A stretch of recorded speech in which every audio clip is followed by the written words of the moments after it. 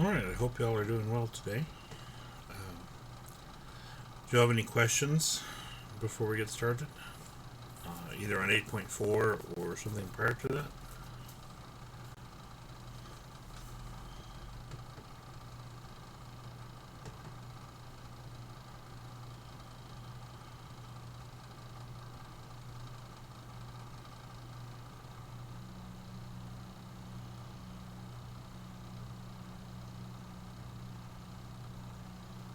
Okay.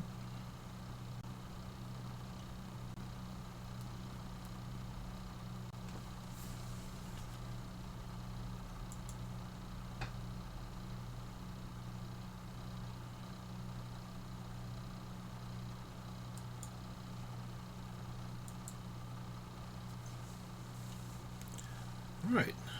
Today we'll look at section 8.5 as well as, well, if we have time, we may start section 8.6, but more than likely we'll just focus on 8.5 today. In fact, I think that's what I would prefer to do. Alright. Section 8.5, this is on partial fractions.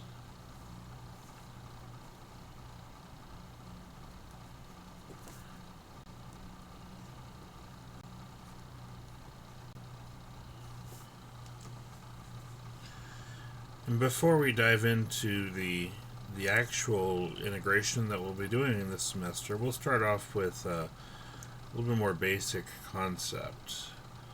And this is more of an algebra process, but it may have been a while since everyone has seen this, so it's nice to go over it again. Let me start with this. Let's take 2 over x minus 3 plus 3 over x plus 5.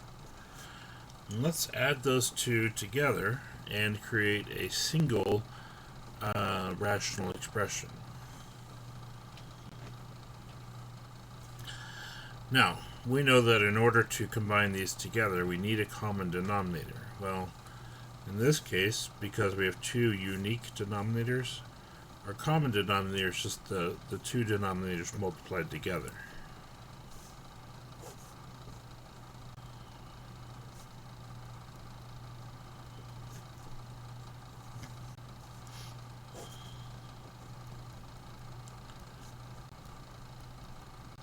Okay, so our first term here, 2 over x minus 3, in order to get that common denominator, we'll have to multiply by x plus 5, and that's on top and on bottom. So we have 2 times x plus 5. Similarly, with 3 over x plus 5, it needs an x minus 3 on bottom, so we'll multiply by x minus 3 on top and on bottom. So it's 3 times x minus 3. And so we can distribute 2x plus 10 plus 3x minus 9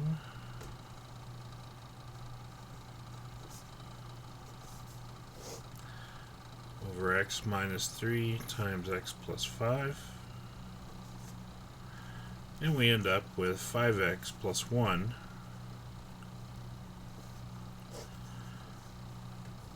over x minus 3 times x plus 5.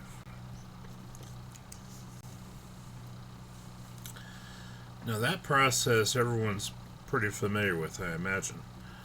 Taking two different fractions and combining them together. But we want to look at this a little bit differently.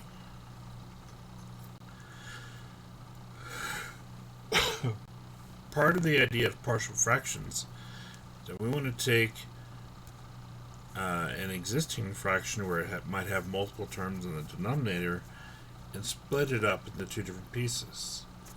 Essentially, we're saying we want to take this term and reverse it all the way back to these pair of terms. The question is, how do we set that up?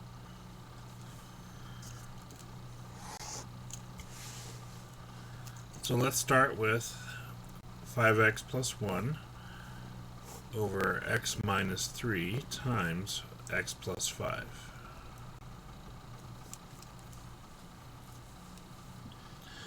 So whenever we start to create our what we call our decomposition, we look at the denominator and we see we have a pair of different binomials in this case. Now, we know that when we split them up, one term will have x minus 3 as its denominator, and the other term will have x plus 5 as its denominator. And anytime we have linear terms in the denominator, we'll have a constant in the numerator. The problem is we don't yet know what those constants are going to be. So I'm just going to call them capital A and capital B, respectively.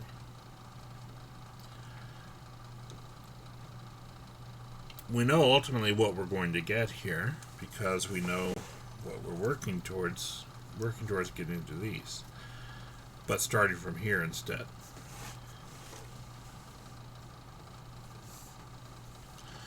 Okay, so 5x plus 1 over x minus 3 equals x times x plus 5. And we're saying that with these two binomial denominators, we're going to have these constant values in the numerator. So a over x minus 3 plus b over x plus 5.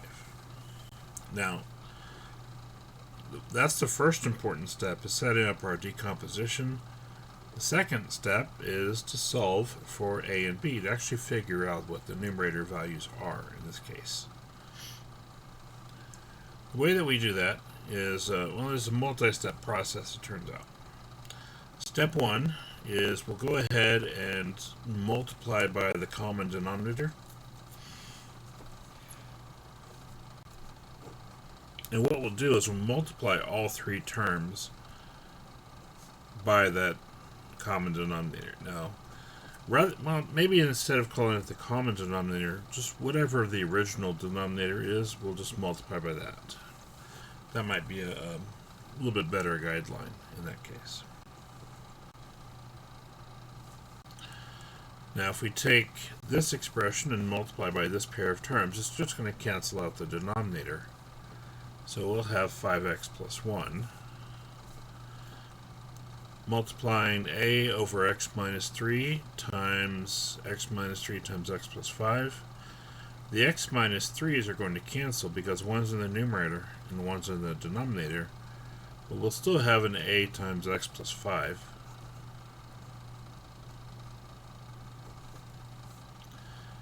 And we'll do the same thing with b over x plus 5, multiplying by these two terms. We know the x plus 5's are going to cancel, and we'll have b times x minus 3.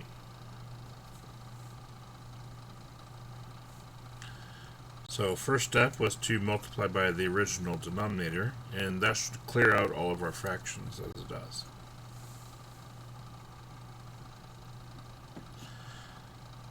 Now, let's go ahead and distribute on the right hand side and multiply everything out that still remains. So it's ax plus 5a plus bx minus 3b. Now,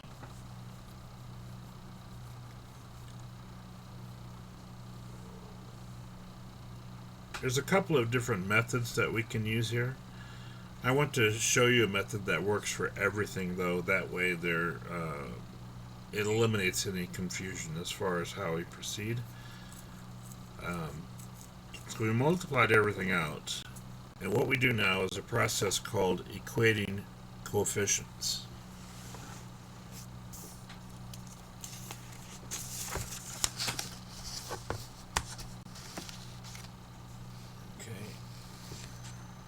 I'll leave that there.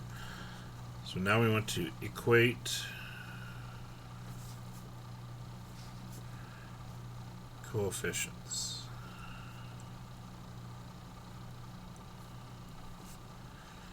Now this process where we equate the coefficients, basically the concept is that these two things are equal to each other.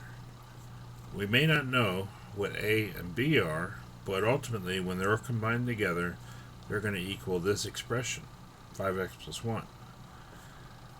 Now, in order for that to be true, the two terms that have x on the right, because we have ax and bx, we don't know what ax and bx are, but we know that they have to combine to 5x, because they are in fact equal.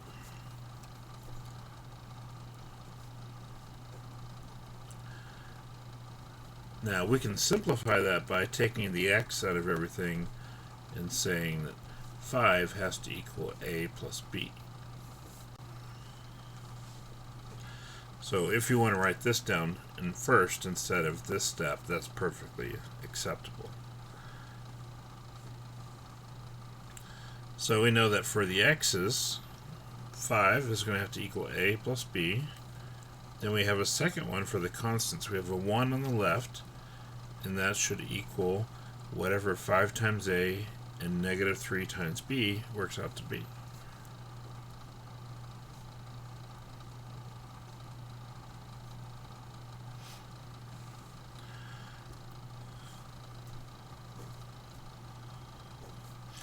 Now what that does is it gives us a pair of equations. Equation 1 and equation 2. Okay. We don't know what the value of a and b are just yet. All that we know is that if this expression is going to simplify to equal this, then ax and bx must add up to 5. A plus b must add up to 5. And then whatever 5 times a is and whatever negative 3 times b is, those two must combine to give us a positive 1. And that's what equating coefficients does. It acknowledges that we do have equality here in this expression, and in order to maintain that equality, these two things must be true. Okay. So what this does is it gives us a system of equations to solve. We have 5 equals a plus b, and 1 equals 5a minus 3b, and we want to solve the system.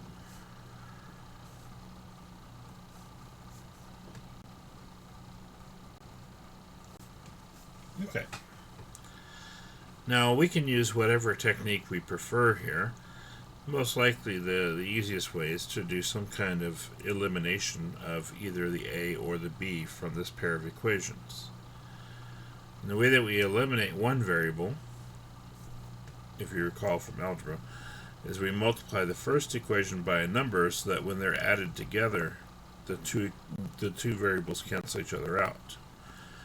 For instance, if we have a negative 3b here, if this was a positive 3b, those would cancel each other out if we were added together. So let's create that scenario and multiply that first equation by 3.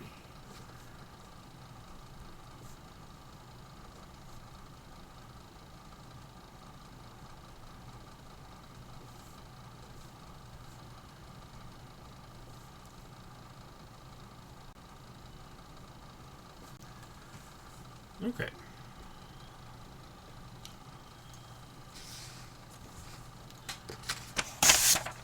Save that for a second.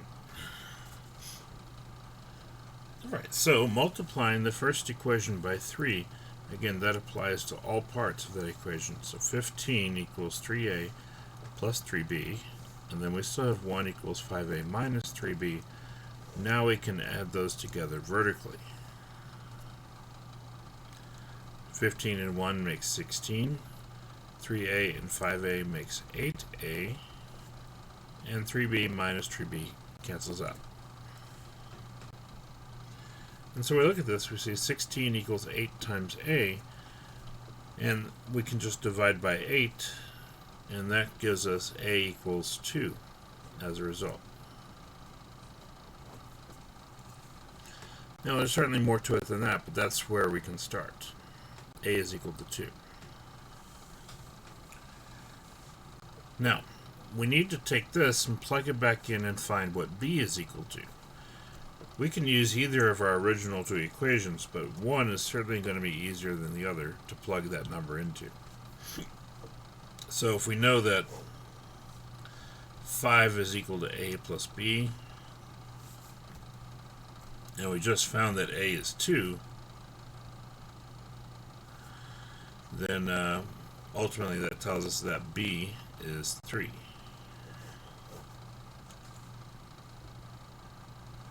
Okay.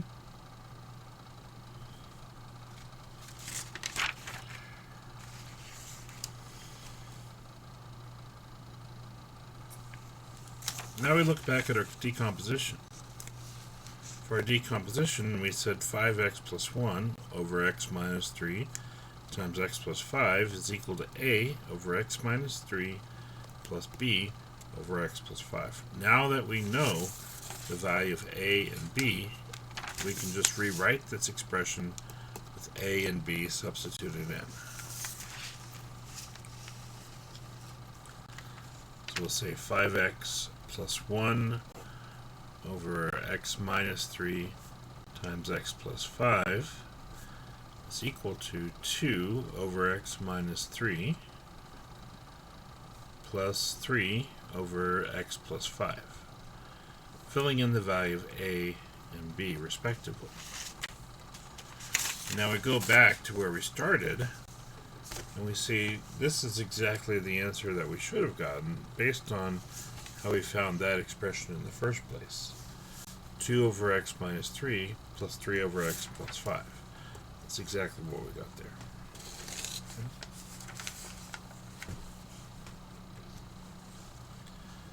And so that completes our partial fractions decomposition.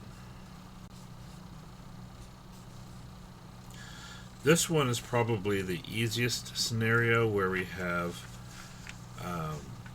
just two binomials on the bottom, and then we can split it up into a pair of binomial denominators with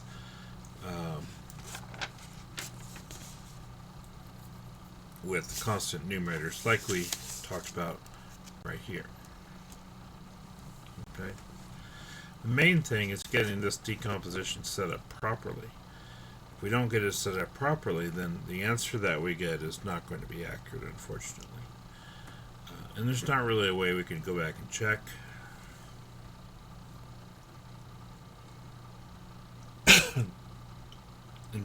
So, main thing is that we have a good understanding about how to set these up, and there is some algebra that we have to do in each of these problems, and it's important that we do all of the algebra correct, and make sure we keep track of all the little steps as we go through and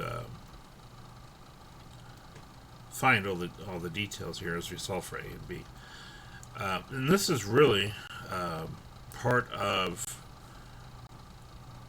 why we study math, even if you don't end up using it a whole lot professionally. Just the idea that in being able to do math successfully, it does require a lot of attention to detail. And so we see some of the problems like this where there's a lot more going on. That attention to detail is absolutely important. That it helps us to arrive at the correct solution. And so that's something we want to keep track of, is keep track of all these details and make sure we arrive at a good solution. So.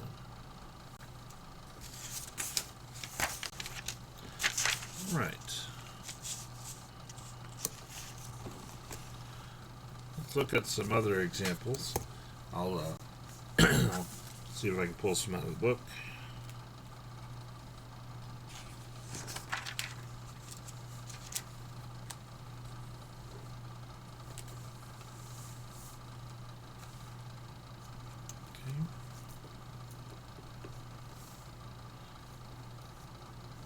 So I got 1 over x squared minus 5x plus 6. Now, one thing that we'll notice once we start working with these is that the denominator won't be factored initially, by and large. We'll have to factor it ourselves, but hopefully everyone's okay with that. In this case, we'll set up our factorization on the denominator, which is x minus 3 times x minus 2.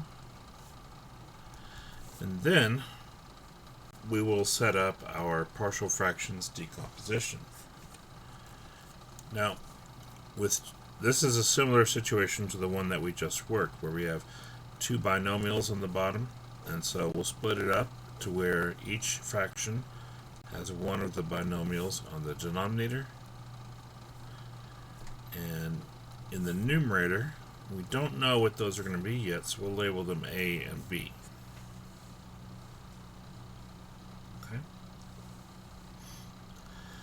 So these problems where it's just two different binomials multiplied together on the denominator is pretty standard decomposition. Each binomial has a different denominator, and we put A over one and then B over the other. And the order is not terribly important as far as, whether A is over x minus 3 and B is over x minus 2, or if we had written A over x minus 2 and B over x minus 3, basically if we had interchanged the numerators.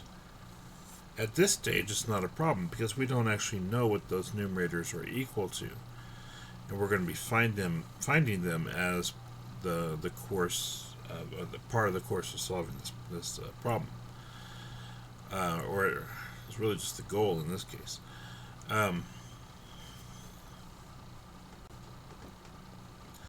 So until we actually find those values, the order is not significant.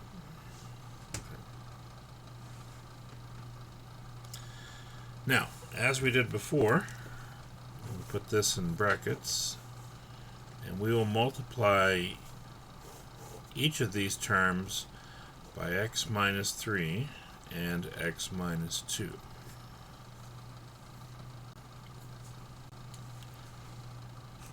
As we expect, that just cancels out both denominators here, so we just have a 1 left over. For the second term, the x minus 3 on bottom cancels the x minus 3 that we multiplied by, so we'll just have a times x minus 2. And for b over x minus 2, multiplying by x minus 2 cancels that one, so those are gone, and then we still have b times x minus 3.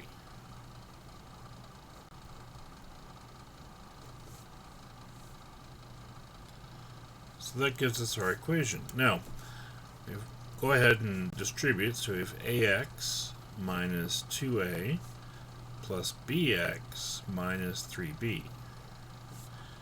Now, one thing we notice here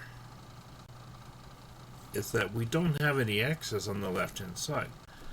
In fact, if we want to, we could say that there's 0x on the left-hand side. We don't have to, but it's one way to make it visually a little more clear, I guess. And the idea is that we still have to set the coefficients equal to each other.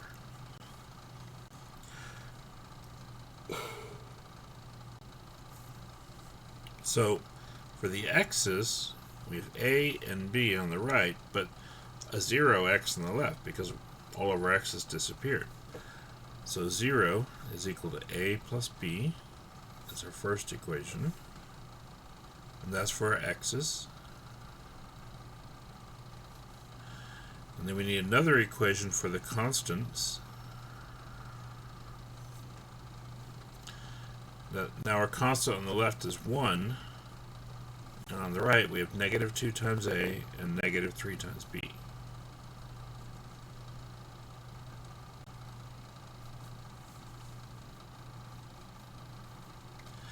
Notice when we write the formula for the x coefficients, we just look at the coefficients. We don't really need the x's involved in that. That's because we want to be able to solve this as a system of equations, and we need everything to be a number at that stage.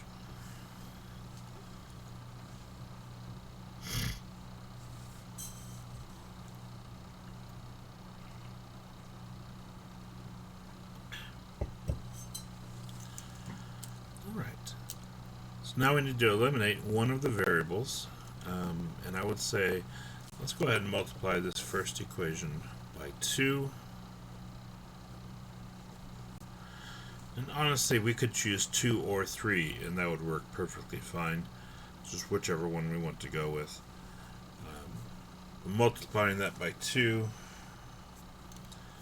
2 times 0 is 0. 2 times A, and 2 times B. On the bottom, we leave this equation the same.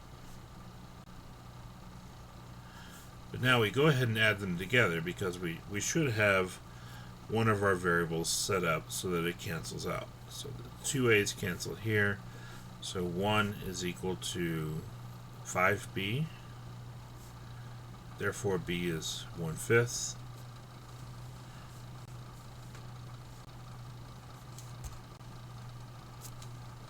Okay.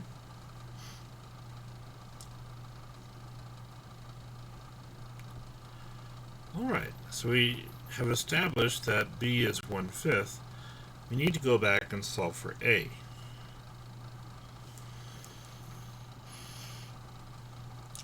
Now again, we had 2 different equations that involved A and B. We had 0 equals A plus B, and then 1 equals negative 2A minus 3B. I would say 0 equals A plus B is the easier one to use. And so we plug in what B is equal to, 1/5, and we can conclude that A is going to be negative 1/5 once we move that over.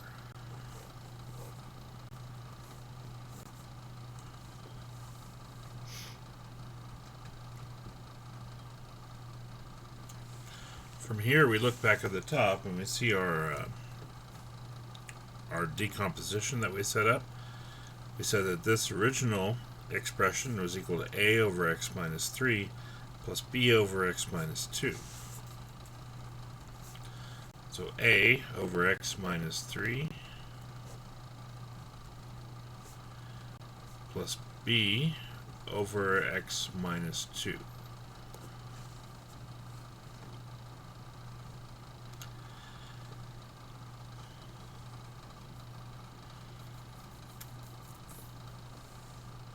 Now, because in this time, in this case, we came out with a fraction for A and B, it's kind of bad form to write it as a fraction inside of another fraction. So if we want, we can say negative 1/5 times 1 over x minus 3 plus 1/5 times 1 over x minus 2. We could even go a little bit further and just take the 1/5 out of everything, but at least for right now, this is acceptable. Okay.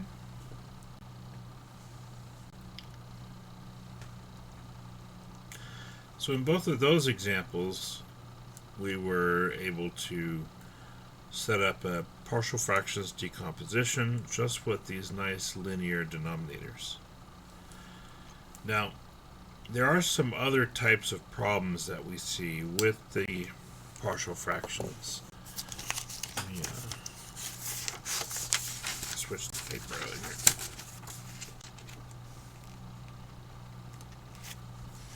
here. Okay. Let's see, for our next example,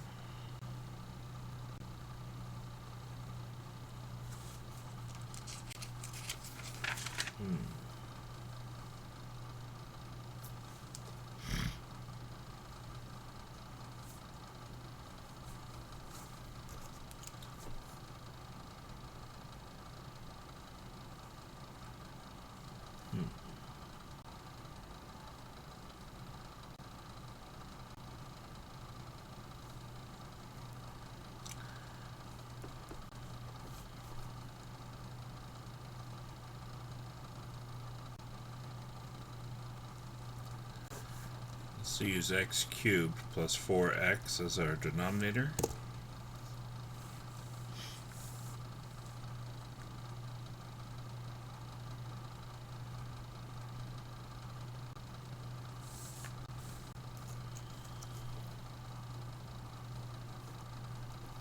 And let's put a 3x minus 1 on top.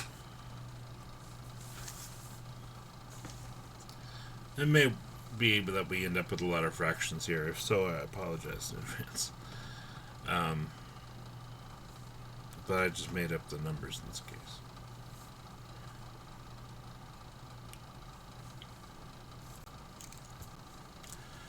Alright. Now, we look at the factorization of the denominator, in this case, 3x minus 1. Now, this is cubed, so we have to be careful, we know, but we see that they have an x in common, so let's factor out an x. But taking out the x, okay, we know that x is one of our factors, but that leaves x squared plus 4. Now remember, the sum of squares is not factorable, so this is as far as we can go with this factorization here. But the problem here is this. If we have a quadratic factor on the denominator, it's like x is just like a normal linear term. X is linear. So we'll just put a constant above it. But x squared plus 4, because this is quadratic on the bottom, we will put a linear expression on the top. And so I'll put bx plus c as the potential numerator in this case. Again, what's making that happen is because we have a quadratic denominator, we need a linear numerator. So basically, whatever is on top is one step down from the bottom. X the first, the next step down is a constant. X squared, the next step down is a linear expression, so something times x plus a constant. In this case, bx plus c. So anytime we're in a situation like this where we have a prime quadratic expression, we'll end up putting bx plus c in it as its numerator.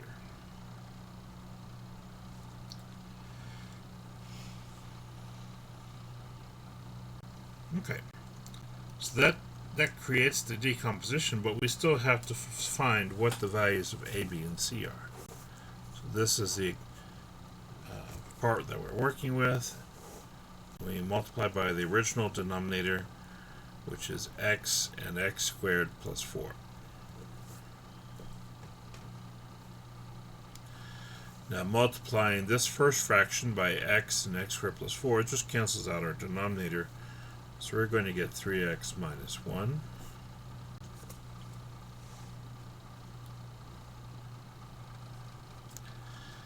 A is divided by x, so when we multiply by x, the x is canceled, but we'll still have a times x squared plus 4. And with the bx plus c over x squared plus 4, multiplying by these two terms cancels the x squared plus 4. We still have an x times those two values. So plus x times bx plus c.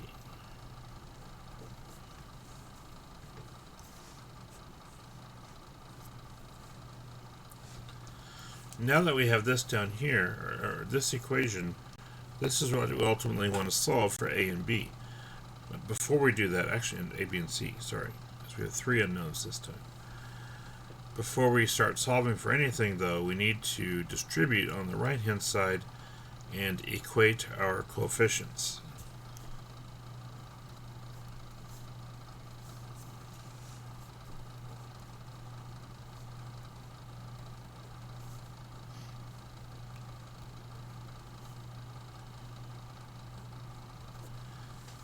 Okay.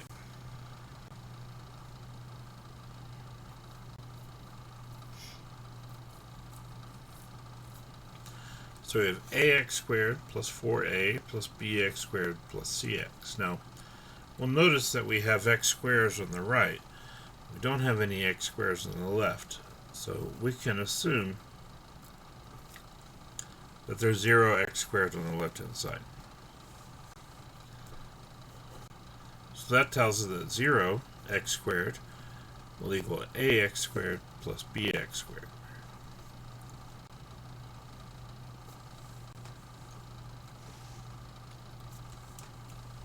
So that means 0 equals a plus b. Then we look at, so this is for the x squares right here. And then looking at the x's, the linear expressions, 3x over here and cx on the right. Everything else has a different exponent, so this is just the only one that's cx. So 3x equals cx, that means 3 will equal c. And we've actually already solved for c, just writing that down. Then we need one more equation for the constants.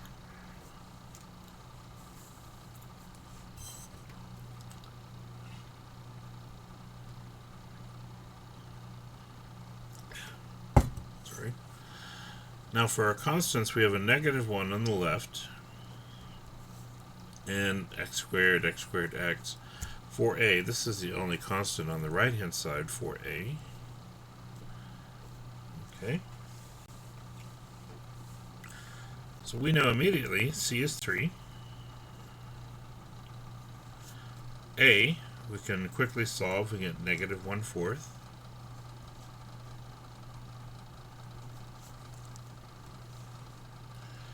But we still need to figure out what b is. Well, if a plus b is 0, basically a and b cancel each other out. If a is -1/4, b must be +1/4. Okay? Because they need to add up to 0.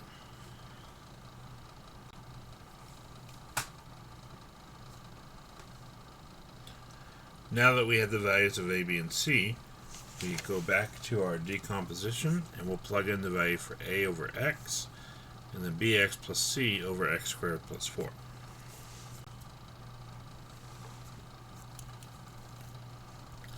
So a over x is -1/4 over x plus, and then bx 1/4 x plus c for c is 3, sorry,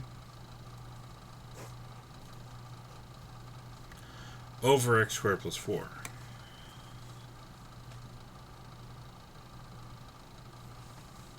Okay.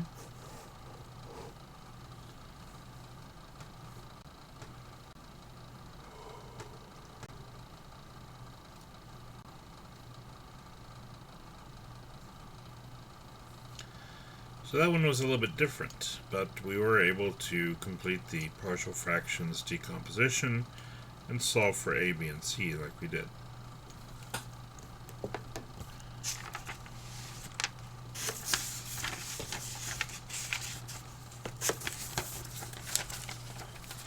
Now, there's one other type that we would like to look at in this section. And this is the scenario where we have a root that is repeated. And I don't like any of the examples the book gives, so let's try number 12, page 557. We have 5x minus 2 over x minus 2 in parentheses squared.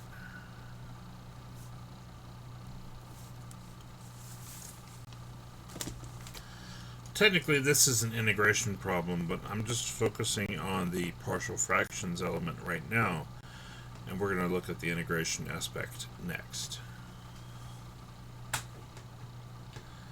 So, with 5x minus 2 over x minus 2 squared, we notice that our denominator is just a pair of binomials, but they happen to be the same binomial, and this is what makes us need to be more careful here. Because we have a binomial that's squared, the way that we set this up is we'll do a over x minus 2, which is more or less what we expect to happen, and then b over x minus 2 squared. And that's the part that's unusual. Here's the issue, because we know that we have x minus 2 times x minus 2 as our denominator.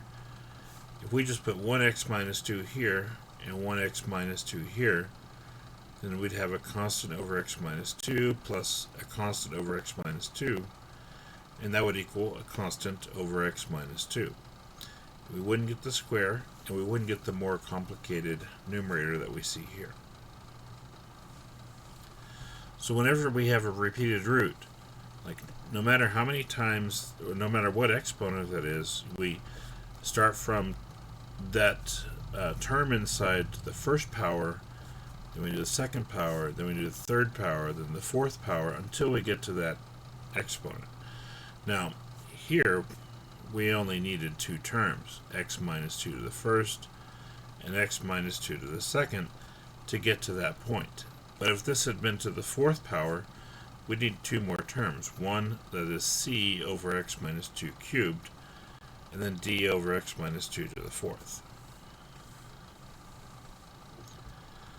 And that's the third type of decomposition that we run into, which is where we have the term that's being raised to a power. On the denominator specifically, this is where we're interested.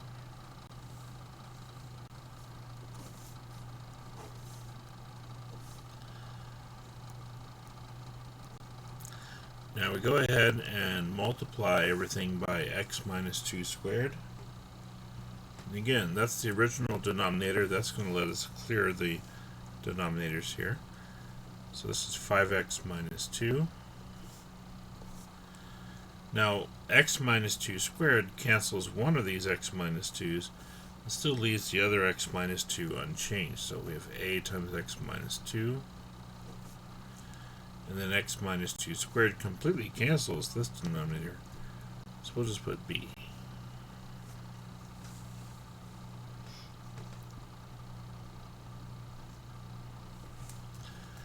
So multiplying that out, we get ax minus 2a plus b. We should be able to create two equations here, one for the x's and one for the constants.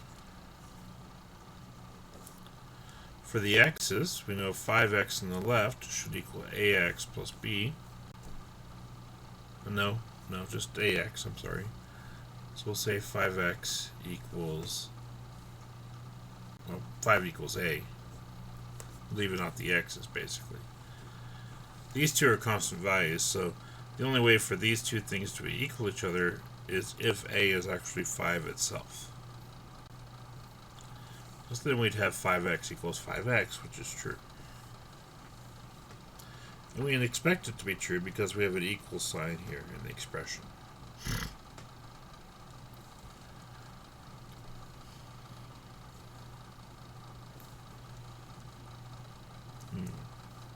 Negative 2a. That's the equal sign, sorry. So the other thing we look at here are the constants. We have a negative 2 on the left. We have a negative 2a and a b. We put that on the right. And we should be able to take this information from part 1, plug it in here, and solve for b.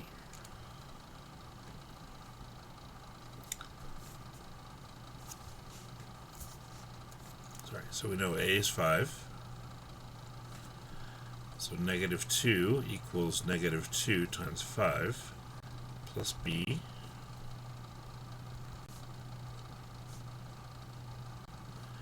So subtracting over the negative 10, we get negative 12 equals b.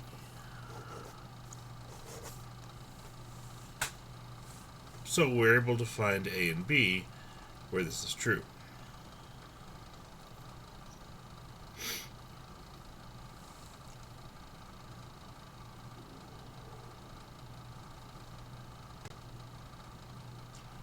One thing you might be wondering is, how do we know if we've done something wrong? Which is a valid concern. One way that we know that something has gone wrong is that we're trying to solve the system of equations here, and it turns out we're not able to solve for one of the variables. Like, we just cannot get b by itself, for instance. That tells us that if there's no way to solve that and come up with b, it tells us that our decomposition is incorrect, and we go backtrack from there to try to figure out where that error is.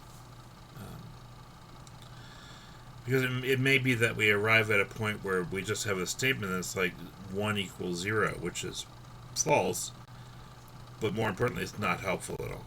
So, um, sometimes if we take a wrong turn, we will end up with something like that.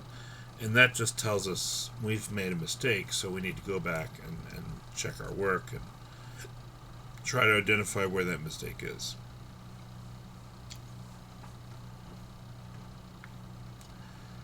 All right.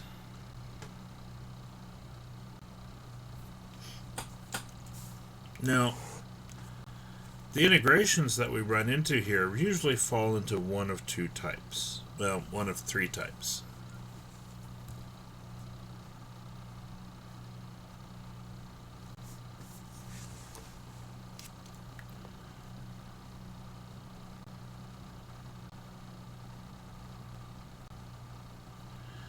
Because what's going to happen is a lot of the time we'll end up with just a constant on top, but we may have any kinds of terms on the bottom.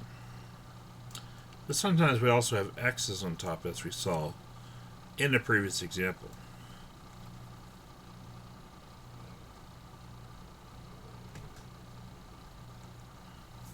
So it may be that we have the integral of a constant over x minus 2, like we just looked at. Let's see, we have integral of 5 over x minus 2 dx. And this is just kind of our basic term that we see in a lot of these problems, where it's just constant over a linear binomial. In this case, if we're trying to integrate, we can factor out the 5.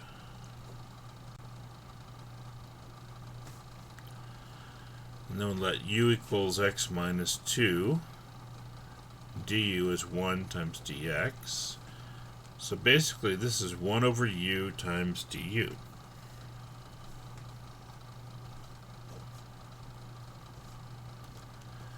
And the integral of 1 over u is natural log of u.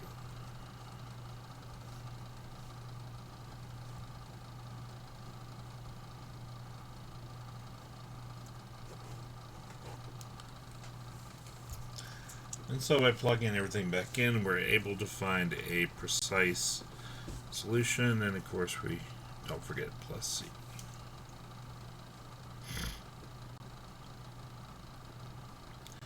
Anytime we have like a constant over a linear term, it's going to be a logarithm, guaranteed. It's just a question of which logarithm it is, so we go through the process and make sure we get everything that we need from that.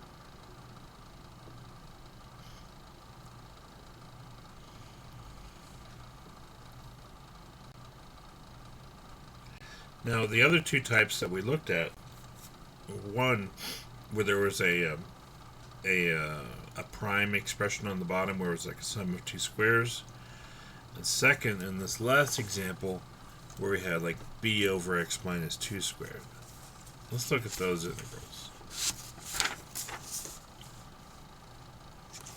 So we might have, for example, we might end up with the integral 2x plus 1 over, let's say, x squared plus 1, just to keep it kind of simple, dx. So we might run into this when we had the x squared plus a constant squared pattern in the denominator. In a problem like this, I would recommend that we go ahead and split up the numerator into two pieces. So we have 2x over x squared plus 1 and 1 over x squared plus 1, and we'll integrate them separately. Okay, we'll integrate this one way and this one the other way.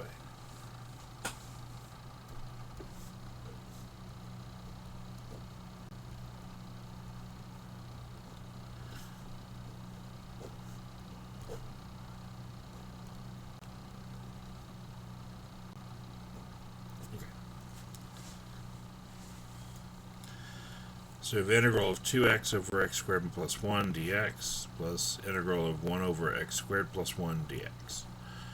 Now, probably you're thinking, why don't we try substitution?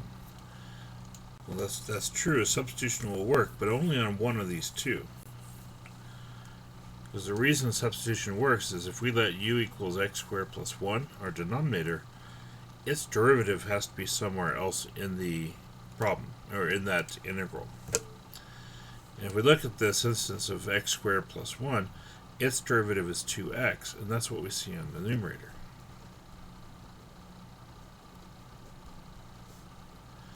And that's why this substitution will work here. So we have x squared plus 1 as our u, and then dx, 2x times dx is our du on top.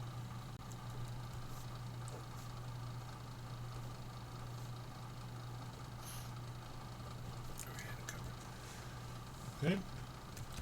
Lastly, we integrate du over u. That's just natural log of u. And then we plug back in what u is equal to, x squared plus 1. So it's natural log of x squared plus 1 plus c.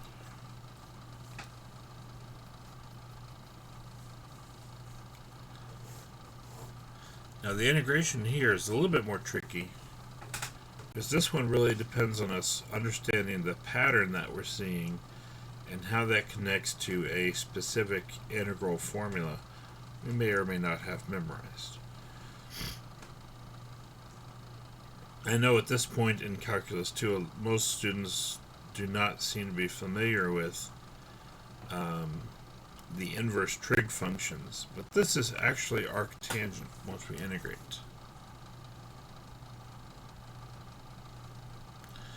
Now, specifically, if we have a constant over a variable squared plus a constant squared, this is what the arctangent pattern is that we're looking for. Just like what we see here, like 1 over x squared plus 1, for instance. But then whatever variable is here, like if this was 7x in parentheses squared, we put 7x inside of our arctangent. Because this is just x squared, we'll just put x here. Now technically this term is divided by a, which is the square root of that second part of the denominator. But the square root of 1 is 1, so we really just have x divided by 1. For that same reason that we talked about, since the numerator is a 1, in front of that we'd expect to have 1 over that number. Over or we'll go with, doesn't matter in this case because 1 times 1 and 1 divided by 1 are both still 1. In general, though, I think we just have du in the numerator, so this value, a squared, we put 1 over a in front and on the bottom. Okay.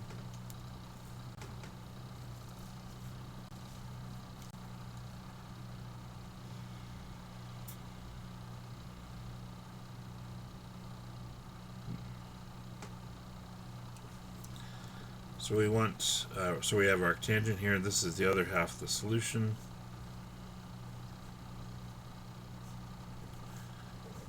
And we'll incorporate that there.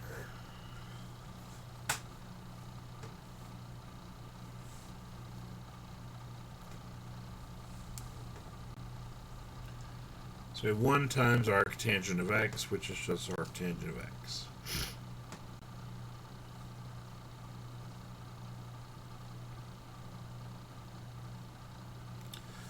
Okay.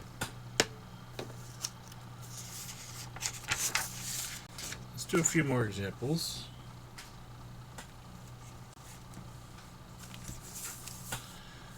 We're on page 567.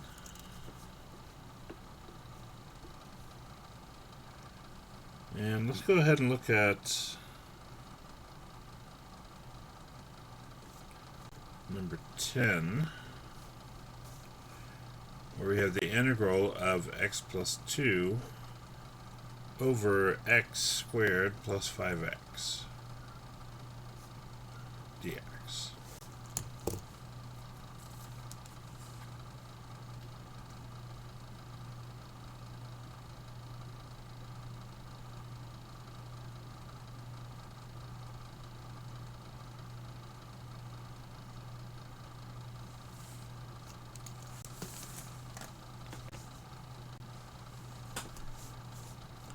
Now we want to go ahead and create our decomposition. So we factor the bottom. In this case, we can just take out an x from both terms. So x times x plus 5. And we're going to split that up into two denominators. One will just be x, and one will just be x plus 5. This scenario is much like the first one that we looked at, where we just have linear factors for our denominator, and these are both to the first power. That's what makes them linear. And because these are both linear, we know there's an unknown constant value that will be in the numerator above those.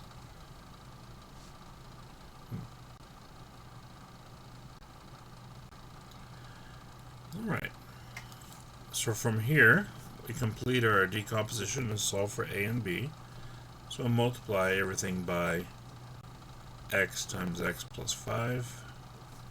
So that's going to leave us x plus 2 equals a times x plus 5 plus b times x. Okay. Essentially, if you want to think of it as this, in this scenario at least, we're cross-multiplying. It's really only we can use that when we have linear terms like this, but that is what's happening.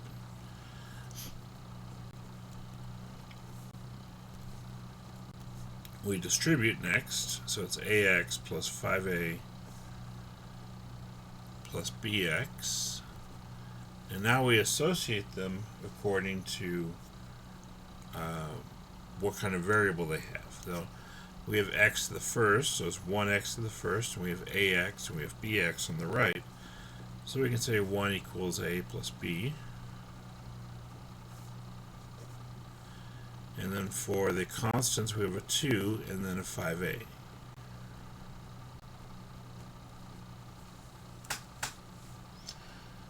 Okay, well,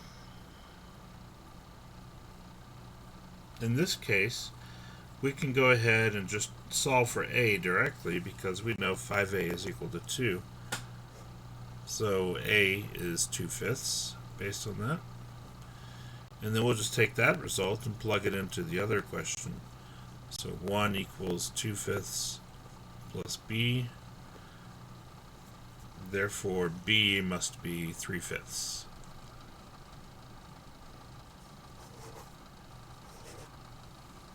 Okay. And so that's going to give us our decomposition.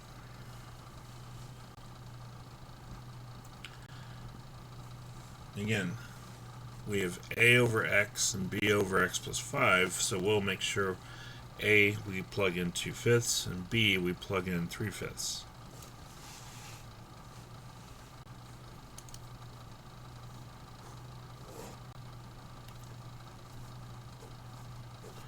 So a is 2/5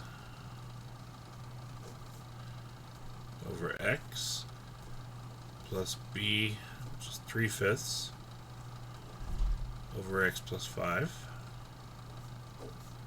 dx. Okay.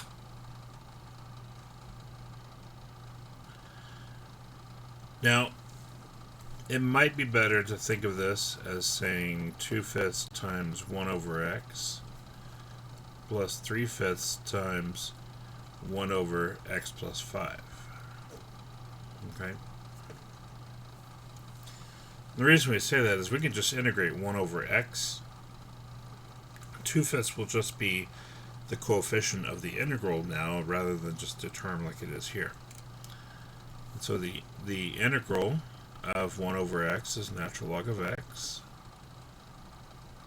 and the integral of 1 over x plus 5 is natural log of x plus 5.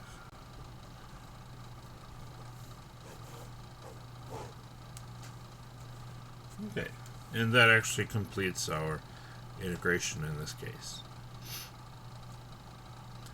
One thing we have to be careful of with normally if we just have 1 over x or 1 over x plus a number or minus a number, it's just going to be a natural log of the denominator, like we see in both of these problems. Where we have to be a little bit more careful if there's something besides 1 in the numerator, it could potentially affect it. If it's a coefficient of x on the bottom, that absolutely affects it. So we have to be careful about these different situations. As long as it's x plus a number or x minus a number, though, the integration is fairly direct as far as those go.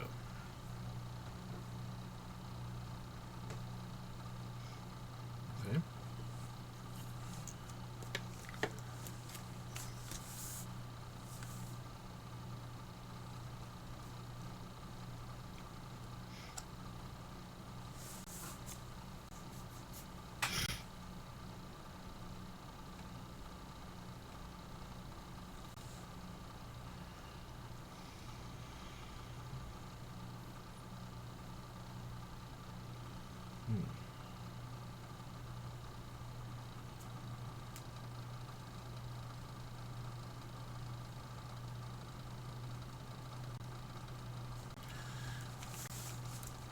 Let's go ahead and complete 12 next.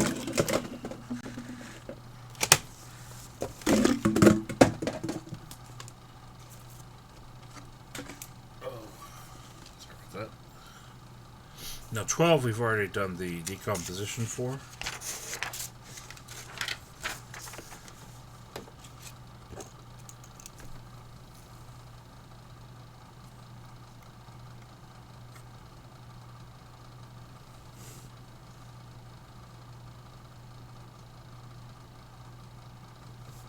We'll just do it again real quick.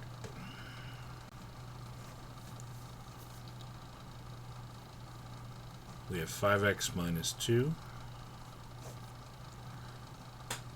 over x minus 2 in parentheses squared.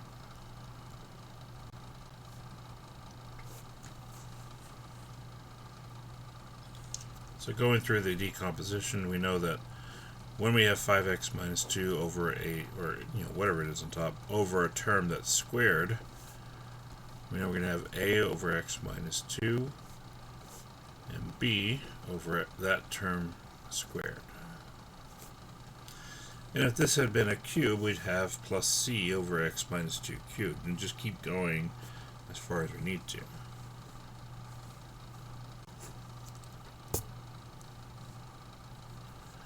We multiply that by x minus 2 squared.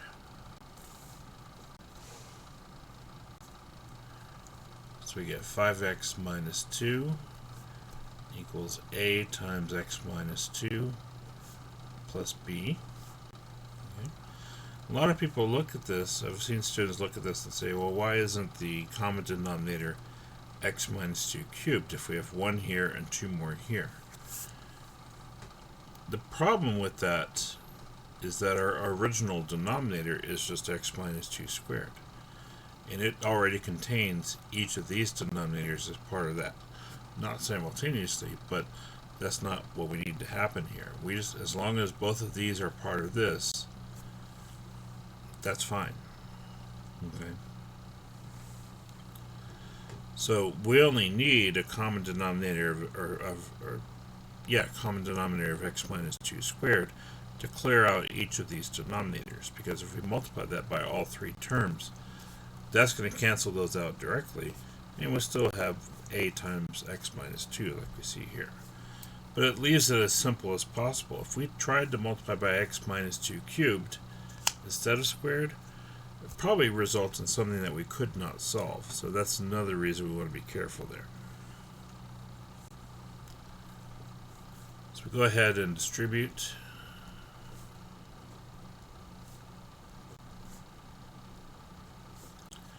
For our x's, we have a equals 5 directly, or 5 equals a. And we have negative 2 equals negative a plus b.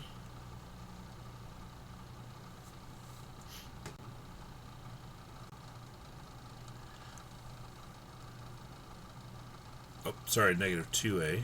That's my bad. Forgot to distribute that. Anyway, we know a is 5, so we can just plug that in here. And so negative 2 equals negative 10 plus b, so 8 is equal to b. So there's our a, there's our b.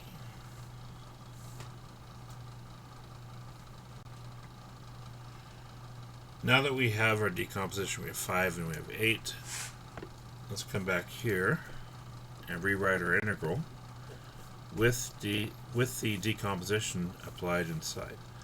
So a over x minus 2, a was 5, so 5 over x minus 2, not parentheses, plus b is 8, so 8 over x minus 2 squared dx.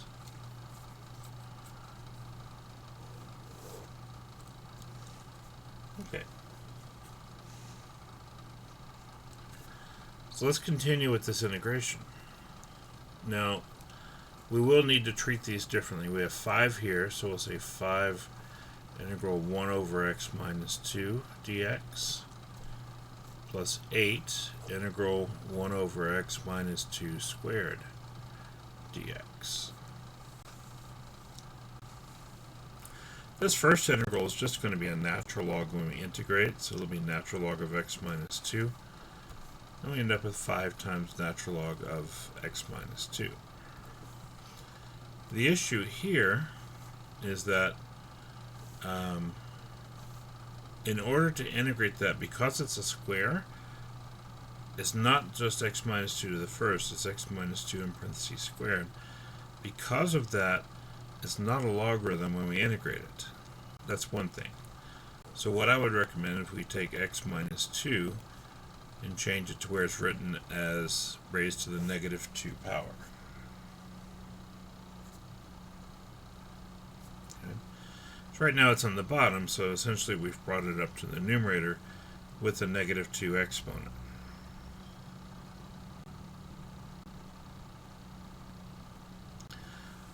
So for our integration,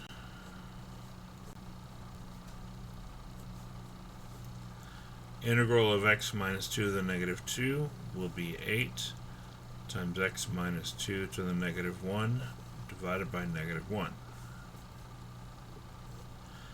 It's basically a power rule integral. We add 1 to the exponent and then divide it by the new exponent.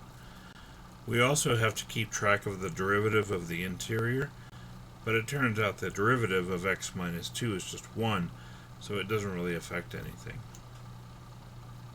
So, from here, it's really just a matter of simplifying. We end up with 5 times natural log of x minus 2, and this will be a minus 8 times 1 over x minus 2, and then plus c.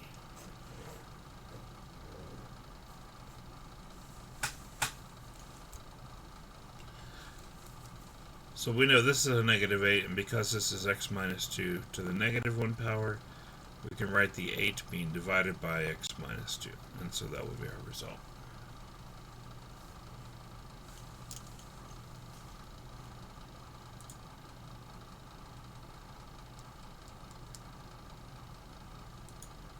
Okay. Let's look at one more example.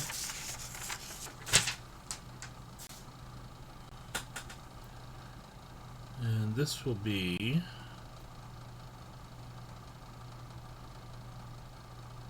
one of these problems.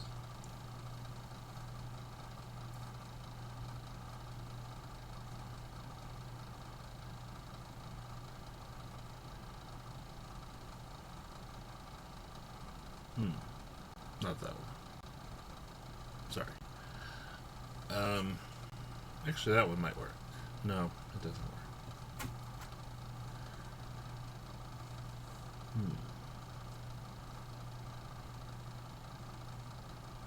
Let's see, we need a square, or basically non-factorable denominator. Actually, let's look at This is number 18.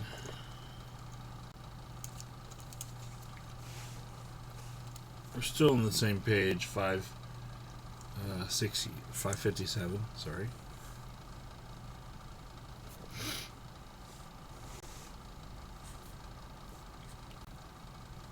So we have integral x over 16x to the 4 minus 1 dx. Now this one's going to be a lot more involved because we have a fourth power on the denominator, so we should be able to break this up into several pieces. So 16x to the fourth minus 1, we know that's 4x squared minus 1 times 4x squared plus 1.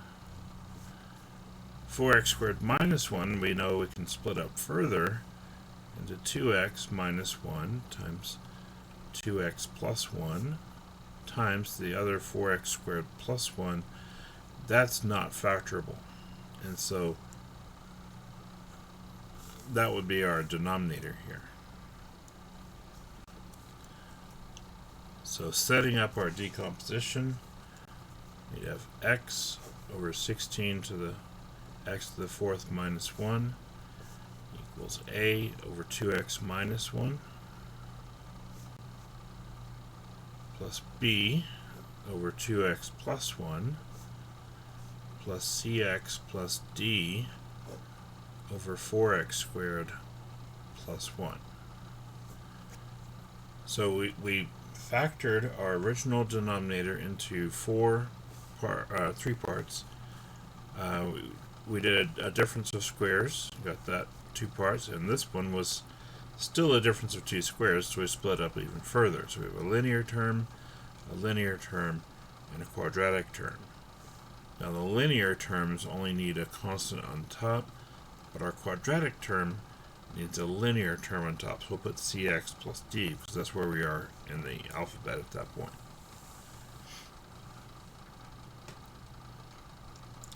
And so that's our terms here. Now we'll multiply everything by the original denominator, 16x minus 1, but really we're multiplying by this set of terms right here. But we know this will cancel out every time, so it's just x. A over 2x minus 1, 2x minus 1 cancels, but we still multiply by 2x plus 1, and 4x squared plus 1. This is where we get a lot deeper into the algebra.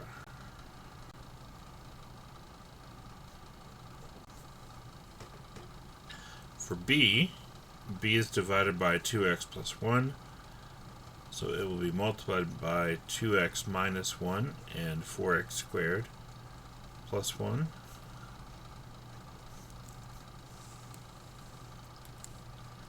And lastly, cx plus d, which will be multiplied, this part will cancel, but we'll still multiply by 2x minus 1 times 2x plus 1.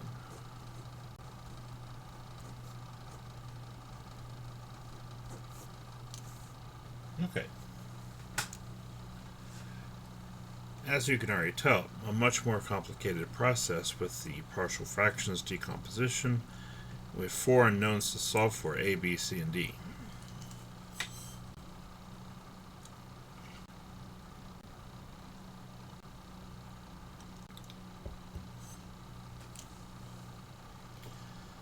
Alright, so let's multiply everything out on the right hand side, and this may take a little while.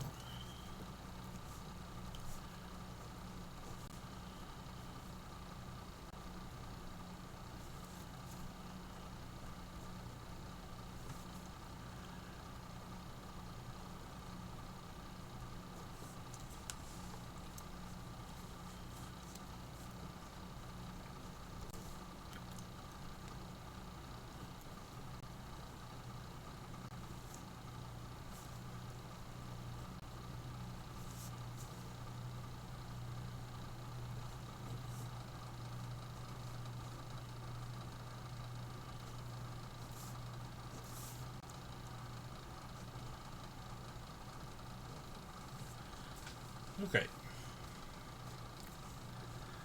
So those are the three parts we're looking at.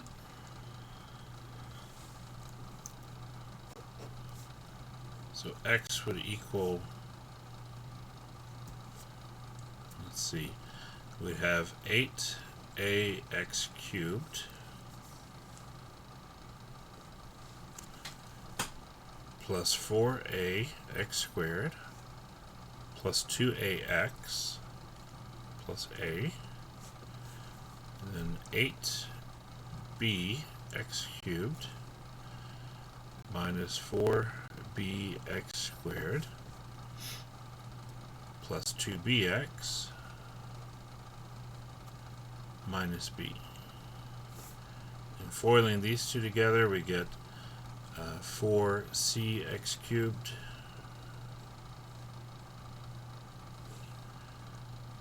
plus 4dx squared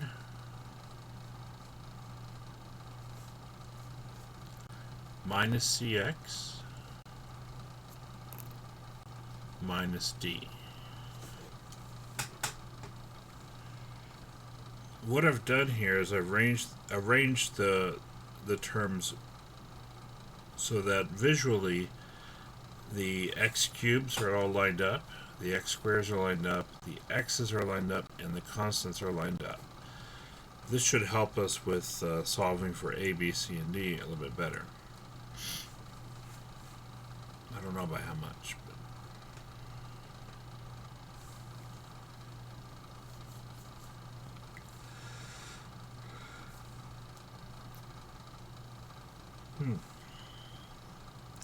so we can create equations based on this. Now remember, on the left hand side we only have a single x, one x. That means there aren't any x cubes on the left, there aren't any x squares, and there aren't any constants on the left hand side either.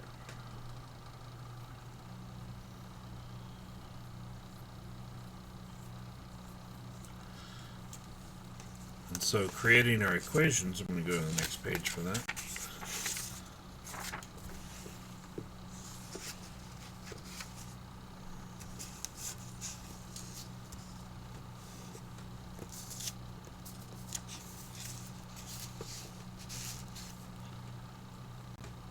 Creating our equations, we'll have 8a plus 8b plus 4c equals 0.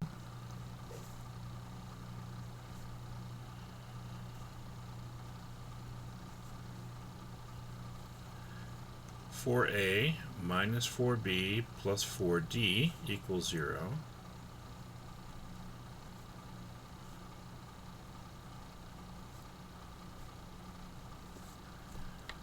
Let's see, 2a plus 2b minus c equals 1.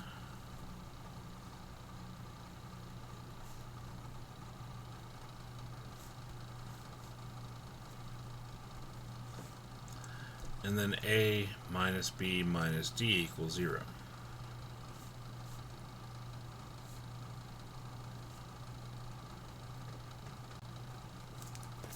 Okay. I'll keep that paper handy because we got to come back to it. Now, we need to solve for a, b, c, and d here. First thing I would say, just by looking at this, is the first two equations all have a common multiple. Let's simplify those down. We'll divide this first one by 4, and we'll divide this second one by 4, just to make it a little bit nicer to work with.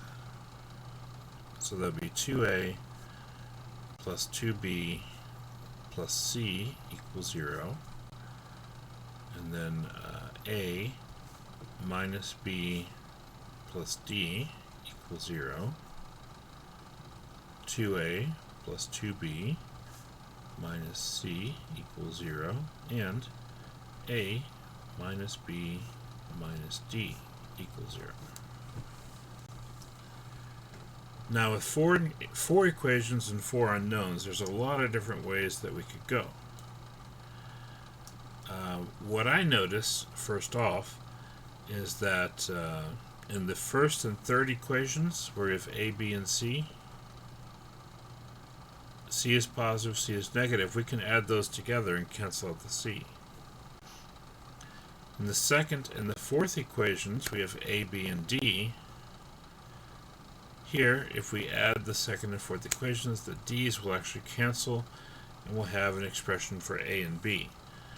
Now that's actually useful because if we can get two different equations with a and b in them only, then we can solve it as a system of equations and then gradually solve for everything else based on that. So I'm going to group together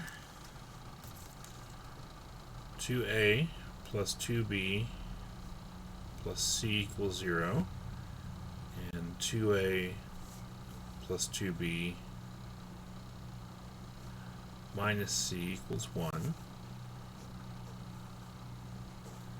Then the second equation, a minus b plus d equals 0. And fourth equation, a minus b minus d equals 0. We'll just add them together. We know the c's will cancel here, so it's 4a plus 4b equals 1. And then the d's cancel here, so it's 2a minus 2b equals 0.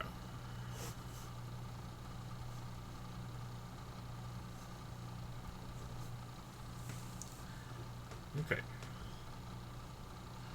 Well, now that gives us a system of two equations. Let's multiply this one by 2.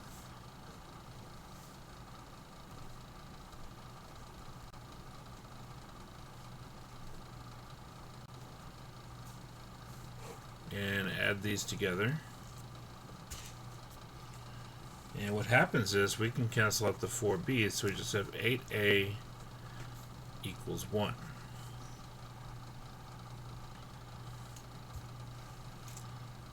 So that tells us a is 1 over 8. I'm just going to write that down over here.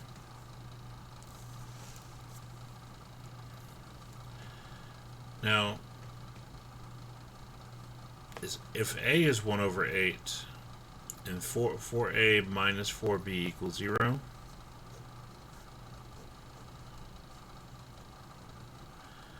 essentially what that tells us is that, well, if those are equal to each other, then a must equal b. So b is also 1/8.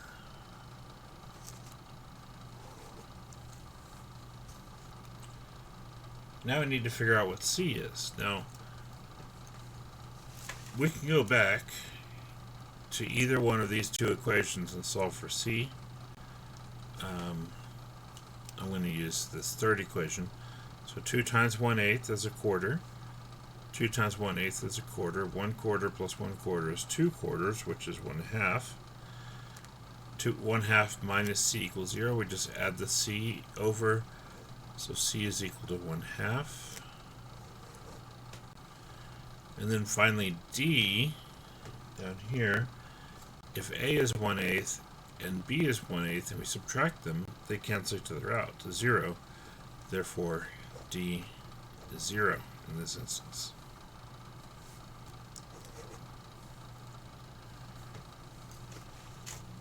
And so that gives us our 4 solutions to the partial fractions decomposition. And again, the decomposition is right here.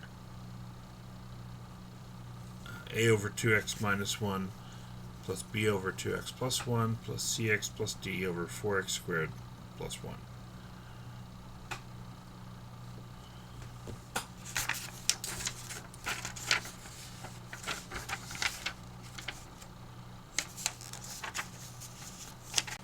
Okay. So now we plug everything into our decomposition. We had a over 2x plus 1 plus b over 2x minus 1. And we had cx plus d, which c times x plus d would be 1/2 x on top. And on the bottom of that term we had 4x squared plus 1. Dx. So that's our integral. Now,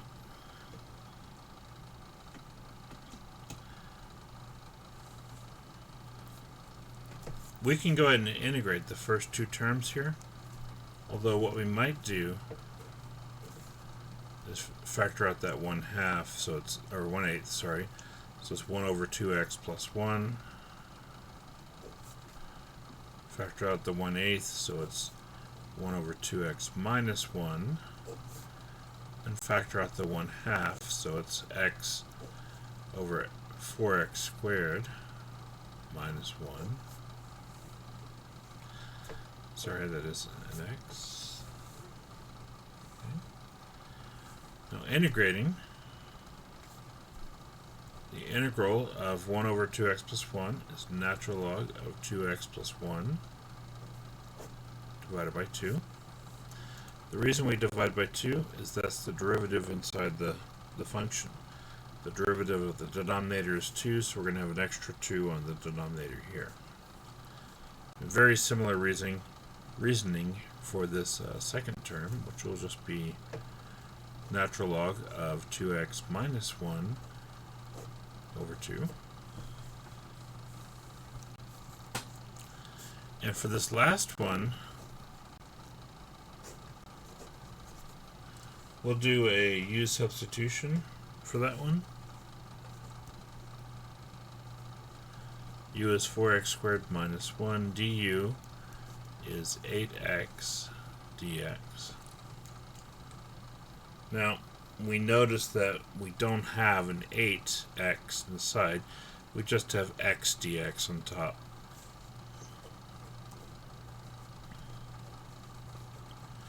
So I'm going to take du and then divide over the 8. So x times dx, which is what we do have, we can replace that with du over 8.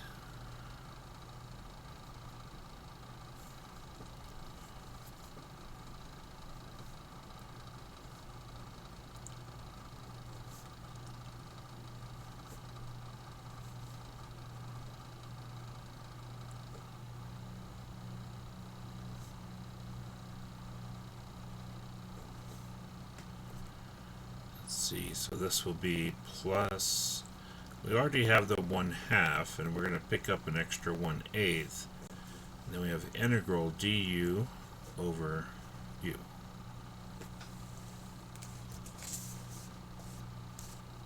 Okay.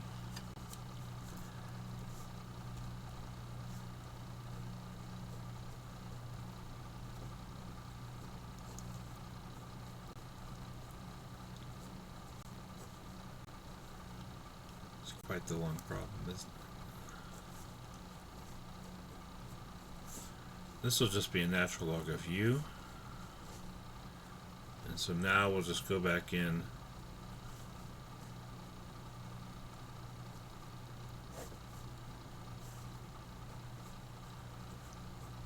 We can rewrite it a little bit. I don't know how much that helps. This is 4x squared plus 1, that's over 16, plus c.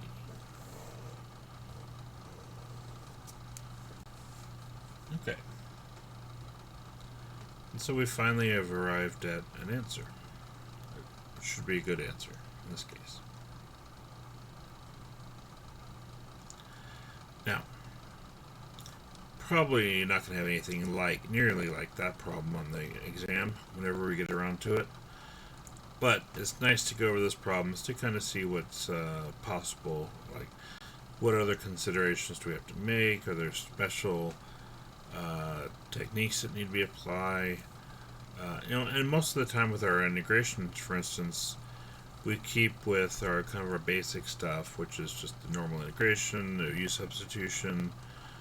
We could potentially incorporate like a integration by parts, which we learned in this chapter, but most of the time they don't go ahead and ask us those. Anyway, for homework, I would like you to look on page 557, as I said. Go ahead and look at number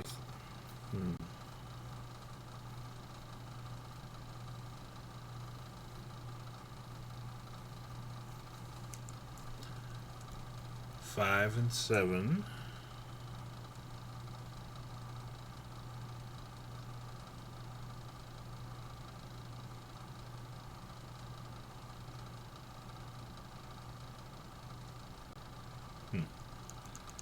Five and 7.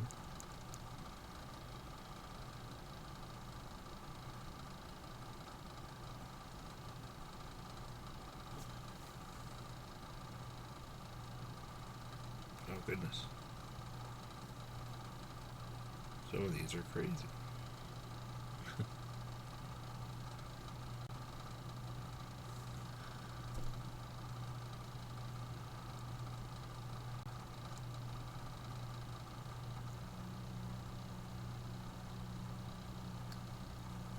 $11.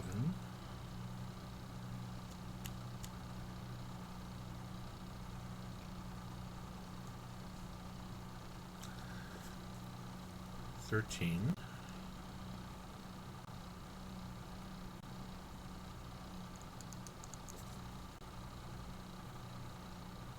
Maybe enough right there. Should go ahead and include 3. Just to have another problem to do.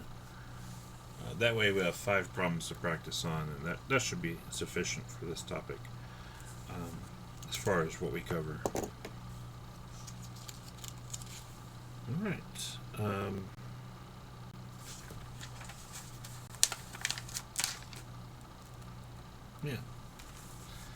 Yeah, I think that's a good stopping point.